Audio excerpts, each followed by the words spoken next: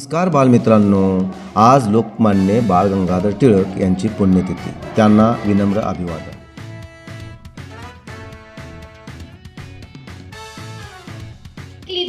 म्हणून ब्रिटिश अधिकाऱ्यांनी त्यांना भारतीय असंतोषाचे जनक असे म्हटले आहे. समाजाला ब्रिटिश अधिकाऱ्यांविरोध उभे करून जागृत करायचे हे त्यांचे उद्दिष्ट होते. समोर अंधार असला तरी पलीकडे उजेडच असतो असे टिळकांनी जनतेला सांगितले. आयुष्यात काही कमवायचे असेल तर किती केंद्रित असायला हवे हे त्यांच्या विचारावरून समजते. स्वराज्य हा माझा जन्मसिद्ध हक्क आहे आणि तो मी मिळवणारच. या वाक्याने इतरांनाही झटायला लावणारे लोकमान्य टिळक यांचे विचार आजही आपल्याला प्रेरणा व बळ देतात.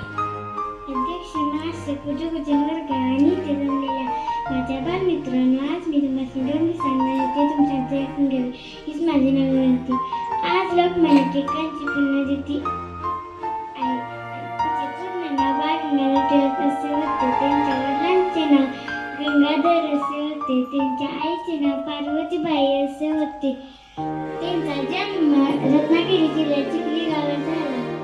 एकदा वर्गात मुलांनी शेंगा खाऊन टरफले वर्गातच टाकली.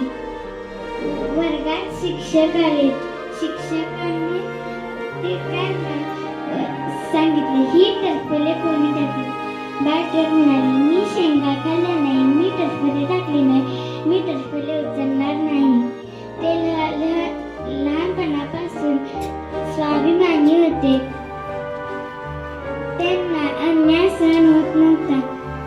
त्यांनी एकदा ठरवले, मी इंग्रजांशी लढून दाखवेन.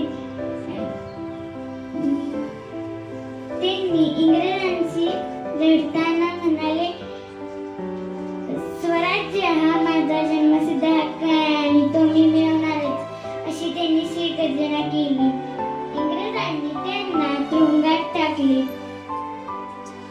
तुरुंगात त्यांनी